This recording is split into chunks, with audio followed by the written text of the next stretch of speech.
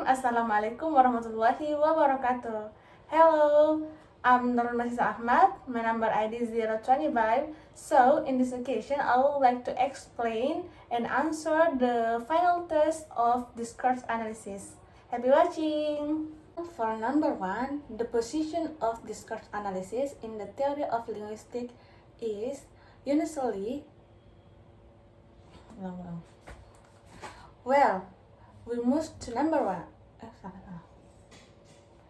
Well, for number 1, the position of discourse analysis in the theory of linguistics is universally known that discourse analysis is primarily linguistic study which examines the use of language by its native population orally and in writing. It is not surprising that the development of discourse analysis theory is strongly influenced by the developments of linguistic theories. It could even be said that linguistic theory is the one that gave rise to the theory of discourse analysis. Consequently, to see the process of how discourse analysis come into being in the study of linguistics, it helps if we first examine the development of linguistic theories, since these cannot be separated from the genesis of discourse analysis. So we move to the second question. The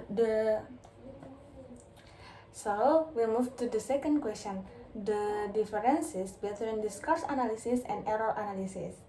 Discourse analysis is a primarily linguistic study which examines the use of language by its native population orally and in writing, while error analysis began intensively to be developed in the era of structuralism.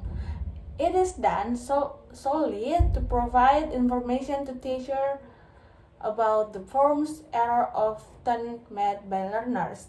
The information is then considered as the spot of the learner's problem in the learning foreign language.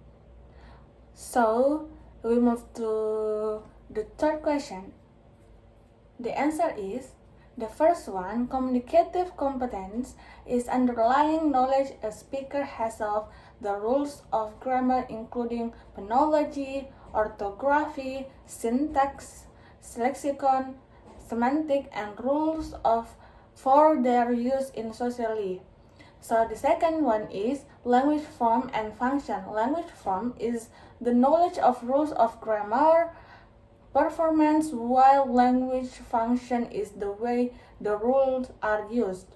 The third one is exchange. According to Sinclair and Coulthard, is the smallest unit of classroom discourse that can be analyzed, so each unit is called exchange. Next, move is a unit of interaction that is composed of one or more speech acts. Speech acts are the smallest units of meaning in a conversation, and each part in the exchange is called move. Next, discourse pattern is a recurring sequence of moves that are used to achieve a particular communicative goal. Discourse patterns can be found in a wide range of communicative contexts, including classroom, workplace, and social setting. And next question, scope of discourse analysis are spoken and written discourse. So for spoken discourse is a verbally used by using speech in communication. It consists in a series of conversational system of sounds and actual representation is speaking. Understanding speaking means to understand spoken discourse. There are 3 scopes of spoken discourse, namely speaking as interaction, speaking as transaction, and the last, speaking as performance. And the most frequent spoken discourse can take place in 2 different contexts, in the classroom and real social life. And we move to written discourse. Is a type of discourse that is processed in writing. It is typically more formal in structure than spoken discourse, and it often uses different language features such as more complex vocabulary and sentence structure. Written discourse is often analyzed in terms of its structure, coherence, and cohesion. So we move to the next question. So, conversation. This is the example. Jen, I really want to apologize to you. So the sequence of that sentence is initiation and moves, command, and next, what's for? I'm really. Sequence is response, moves, or function is answer and question. And sorry about what I said to you the other night. Sequence is follow up, moves or function is giving information. For the next example, oh, forget it. I can, it was. So the sequence is response, the moves is confirming the information, and a terrible thing to say, please forgive me. The sequence is imitation, the move is an acknowledgement. So all of the sentence before I said is internal structure is MWM. So this is the part F. Microanalysis is the way to analyzing vocabulary and grammar, including cohesion relations and grammatical regularities in particular texts. Meanwhile, macroanalysis is the way to investigate the organization of texts such as patterns and types, and cohesion is the way in which your text is tied together by linguistic devices such as grammar and vocabulary.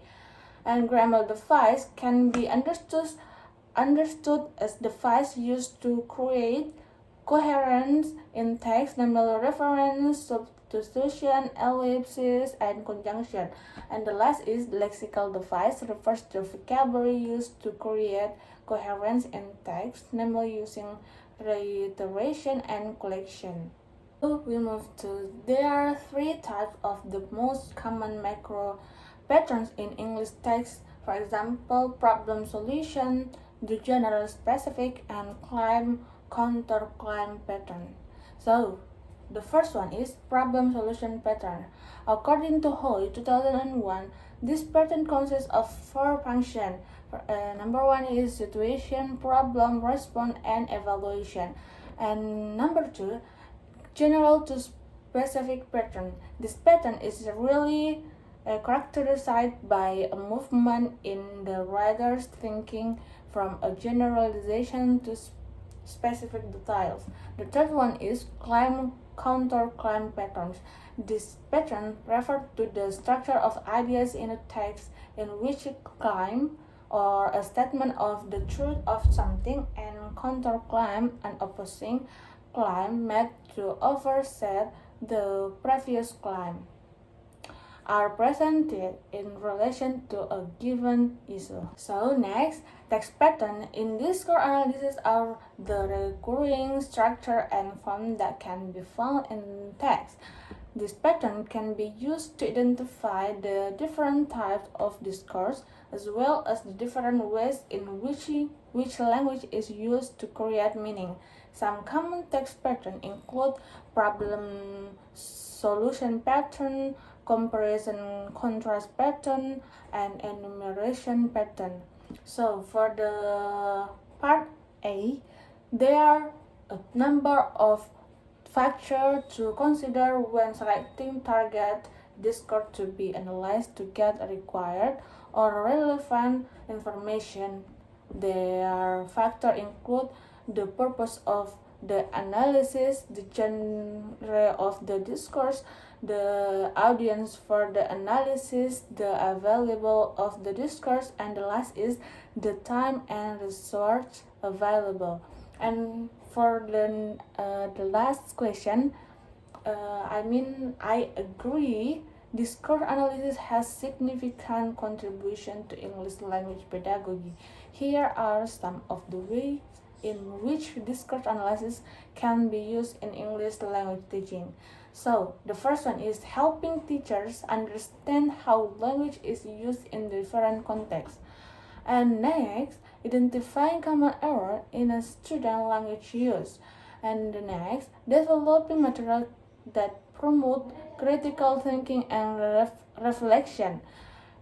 And encourage students to participate in authentic communication activities. So overall, discourse analysis can be a valuable tool for English language teacher. It can help teachers better understand how language is used, identify common errors in student language use, and develop material that promote critical thinking and reflection. In addition, discourse analysis can encourage students to participate in authentic communication activities. Well, that's all my answer about the question final test.